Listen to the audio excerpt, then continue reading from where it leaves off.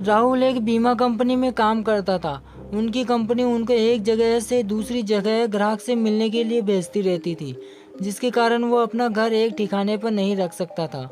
इस बार उनको नेपाल के छोटे से पहाड़ी इलाके में जाना था, करीब 1 महीनों के लिए। इसलिए इस बार उन्होंने अपनी पत्नी को भी साथ में ले लिया। परिवार में सिर्फ वो और उनकी पत्नी ही रहती थी।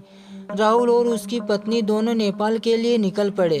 वैसे भी ठंड का मौसम था और नेपाल में ऊपर से बहुत तेज बर्फ पड़ रही थी। वो लोग अपने घर पहुंच चुके थे। अपने घर तक पहुंचने के लिए उनको बहुत संघर्ष करना पड़ा, क्योंकि घर छोटे से गांव में एक पहाड़ी इलाके में था, जिसकी वजह से दोनों बहुत थक चुके थे। रात के 12:30 बज चुके थे। जहां वो रह रहे थे वहां दूसरे घर एक दूसरे से बहुत दूर दूर थे। बाहर जोरों से ठंडी हवा और बर्फ गिर रही थी। दोनों अपने रजाई में दुबक कर आराम कर रहे थे कि अचानक उनको लगा कि किसी ने उनके घर का दरवाज़ा खटखटाया है। फिर उन्होंने सोचा कि क्या पता तेज हवा के चलने के कारण ऐसा हो रहा हो, इसलिए उन्होंने उसको अनदेखा कर दिया। राहुल जिस काम के लिए आया था वो निकल पड़ा और उसकी पत्नी घर में अकेले ही थी। उसको समझ नहीं आ रहा था कि वो घर में बैठे क्या करे, क्योंकि वो बोर हो रही थी। उसने सोचा कि चलो क्यों नहीं बाहर ही घूम के आ जाए या कुछ देख लिया जाए। बाहर ठंड तो थी लेकिन हवा नहीं चल रही थी, इसलिए उसने अपना स्वेटर पहना और बाहर निकलने को तैयार हो गई। जैसे ही उसने अपना घर का गेट खोला, वैसे ही देखती है कि घर के पास बने एक खंबे के पीछे एक छोटा सा बच्चा खड़ा है, जो उसको चुपके चुपके से देख रहा है। राहुल की पत्नी ने उसको अपनी ओर बुलाया, पर वो नहीं आया और वो वहाँ से भाग गया। अगले दिन भी कुछ ऐसा ही हुआ। वो लड़का उसको फिर से घूर के देख रहा था। इस बार उसकी पत्नी ने उस बच्चे को पकड़ लिया और पूछा कि तुम यहाँ क्या कर रहे हो।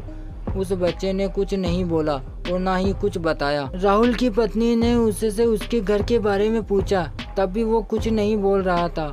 आखिर में उसका नाम पूछने पर उसने अपनी धीमी सी आवाज में अपना नाम सूर्य बताया और फिर वहाँ से भाग गया। उसको उसका व्यवहार कुछ समझ नहीं आया। ये सिलसिला ऐसे ही चलता रहा। वो बच्चा रोज उसके खम्बे के पीछे से निहारता रहता था। उस दिन रविवार की रात थी और वो दोनों घर में अकेले बैठे आग के सामने अपने हाथ को तपा रहे थे, क्योंकि बाहर की हालत बहुत खराब थी। इतनी खराब कि कोई थोड़ी देर के लिए बाहर जाए तो उसकी जान चली जाए। अचानक दरवाजा किसी ने खटखटाया। उन दोनों को फिर से लगा कि शायद हवा की वजह से ऐसा हो रहा हो। तभी फिर से किसी ने दरवाजा जोर से खटखटाया। इस बार खटखटाने की आवाज़ साफ आ रही थी। ये आवाज़ सुनकर वो दोनों डर गए, क्योंकि इतनी रात को वो जान लेने वाली ठंड में आखिर कौन हो सकता है। दोनों केवल एक दूसरे का मुंह देख रहे थे।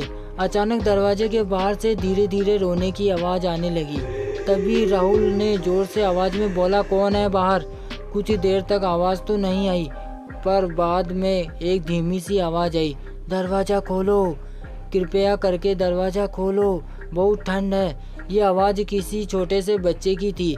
तभी राहुल की पत्नी को यह आवाज़ जानी पहचानी लगी। उसने कहा कि ये तो वही बच्चे की आवाज़ लगती है जो रोज घर के बाहर खड़ा रहता था। राहुल की पत्नी ने कहा कि हमें उसे अंदर लाना चाहिए। वो भागते हुए अभी दरवाजे के पास जा रही थी कि अचानक उनके घर के फ़ोन की घंटी बजी। फ़ोन एक पड़ोस में रहने वाली औरत का था, जिससे आज ही राहुल की पत्नी मिलकर आई थी। राहुल की पत्नी ने फ़ोन उठाया। वहाँ से उस औरत की आवाज़ आई, हेलो जी, मैं आपको बताना भूल गई थी कि अगर आपके घर के सामने कोई भी दरवाज़ा खटखटाए तो उसको मत खोलना। राहुल की पत्नी ने कहा कि अभी मेरे घर से बाहर के एक बच्चे की आवाज़ आ रही है जो दरवाजे खोलने को कह रहा है। तभी उस औरत ने कहा कि नहीं, आप बिल्कुल दरवाज़ा मत खोलना, वो असल में एक आत्मा है। यहाँ जब जब तेज आंधी और ठंड पड़ती है वो तब तब सबके घर के बाहर जाता है और दरवाज़ा खोलने को कहता है। वो ठंड का बहाना बनाता है और दरवाज़ा खुलवाने की कोशिश करता है। अगर कोई गलती से भी दरवाज़ा खोल देता है तो वो अगले दिन बर्फ़ में दबा हुआ उसका शरीर मिलता है। ये सुनते ही जैसे कि उनके पैरों से ज़मीन ही खिसक गई। वो सोचने लगे कि बाहर जो दरवाज़ा खटखटा रहा है वो असल में एक आत्मा है। उन्होंने दरवाज़ा नहीं खोला। अगले दिन ही वो दोनों भागकर पड़ोसी के पास गए और पूरे मामले के बारे में पूछा। उस औरत ने बताया कि इस गांव में एक परिवार रहता था। पहाड़ टूटने की वजह से उस परिवार का विनाश हो गया। बस एक बच्चा बच गया। वो दूसरों के घर जा जाकर खाना मांगता था। एक दिन बहुत जोरों से बर्फ की आंधी पड़ रही थी। वो दूसरों के घर के बाहर दरवाजा खटखटाकर घर के अंदर आने की गुहार लगा रहा था, पर किसी ने भी उसकी गुहार नहीं सुनी। ठंड की वजह से सब अपने घरों में दुबक के बैठे हुए थे। कल सुबह होने पर उस बच्चे की लाश बर्फ में अकड़ी हुई मिली। आज भी कभी भी जोरों से बर्फ की आंधी होती है तो उसकी आत्मा सबके घर के पास आती है और गुहार लगाती है। ये सब सुनकर दोनों हैरान रह गए। लेकिन वो वहाँ 1 महीना जब तक रहे तब तक 3-4 बार उनके साथ ऐसा ही हुआ। लेकिन राहुल का काम खत्म होने जाने पर वो वहाँ से चले गए। इस हॉरर स्टोरी के बारे में आपकी क्या राय है, कमेंट करके ज़रूर बताइएगा। अगर आपको हॉरर स्टोरी अच्छी लगी है तो प्लीज़ इस वीडियो को लाइक करना, चैनल को सब्सक्राइब जरूर कीजिएगा।